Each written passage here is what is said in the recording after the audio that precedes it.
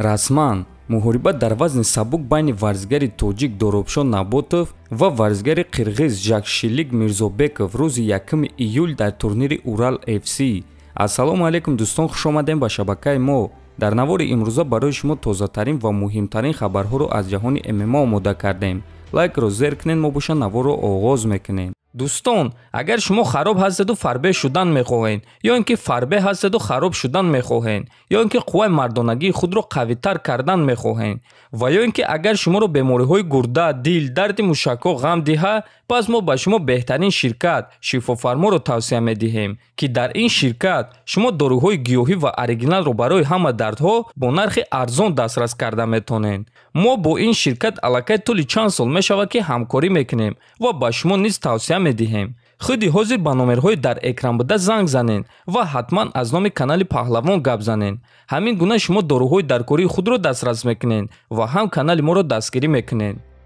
чемпиони UFC дар вазни ним сабук Александр Волкановский боварӣ дорад ки чемпиони пешинаи UFC дар вазни сабук Чарлз Оливейраро шикаст дода метавонад. вақте ки ман ба Оливейра назар мекунам, ман ҷанговари хатарнокро мебинам. ӯ ҷанговари хатарнок аст ва бисёриҳо муҳорибаҳои ҷолиби ӯро тамошо кардан мехоҳанд. аммо Чарлз нишон дод ки ӯро шикаст дода мешавад. ин чизро Оливейра дар муҳорибаҳои охири худ нишон дод. ин муҳорибаҳо хеле шавқовар буданд, аммо ӯ дар ҳар яктои ин муҳорибаҳо қариб буд ки мағлуб шавад. ва гап дар он аст ки ман ба ӯ чунин имкониятҳоро намедиҳам, гуфтааст Волкановский. шаби гузашта довталаби пешина барои камарбанд Даурен Ермеков норозигии худро оиди чемпиони тоҷик Фаридун Одилов баён кард ва чемпион ба ӯ ҷавоб дод. биён оғоз мекунем аз суханҳои Даурен. ӯ дар саҳифаи иҷтимоии худ чунин навишт: хай чӣ бачаҳо, Фаридун Одилов ва Гамзат Хирамагомедов, ман аз як тараф истода муноқишаҳои шуморо тамошо кардам.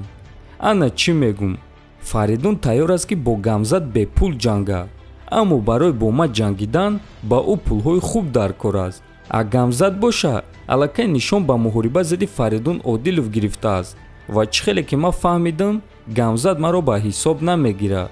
аммо ҳеҷ гап не, ман ба ӯ меҳмондории қазоқиро дар Актау рӯзи 16 июл нишон медиҳам. барои ҳамин Фаридун, ба Қазоқистон биё, ту ҳам меҳмон мешавӣ. фикр мекунам ки тамоми Қазоқистон, Тоҷикистон ва Доғистон моро дастгирӣ мекунанд, навиштааст Даурен. ва дӯстон, чемпион Фаридун Одилов дар ҷавоб ба ӯ чунин навишт: ассалому алайкум, Даурен Ермеков, суханҳои туро дидам. раҳмат барои даъват. меҳмондории бародарони қазоқ дар сатҳи баланд аст. оиди муҳорибаҳо боша, ба ту гуфтанем ки ягон кас нархро бардоштагӣ нест.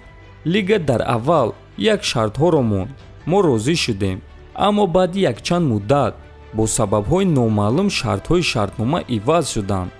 мо дар ин ҷо барои ҳамин омадаем, ҷангидан ва пул кор кардан.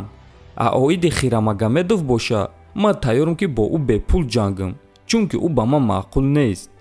касе ки ба ман маъқул нест, ман тайёрам ки бо шодӣ чеҳраи ӯро шиканам. ташаккури алоҳида ба бародарони ман.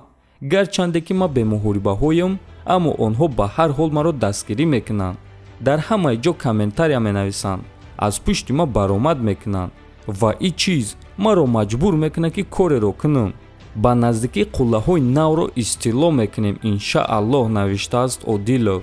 хотиррасон мекунем ки муҳорибаи Даурен Ермеков ва Гамзат Хирамагомедов расман эълон шудааст ва ин муҳориба барои камарбанди муваққатӣ вазни миёна мешавад, ки рӯзи 16 июл дар турнири Eagle FC 48 баргузор мегардад. дӯстон, ростӣ ман ҳайрон мешам вақте ки ҷанговар мегӯяд ки барои чӣ бо ман пулакӣ ва бо дигар кас бепул ҷангидан мехоҳӣ.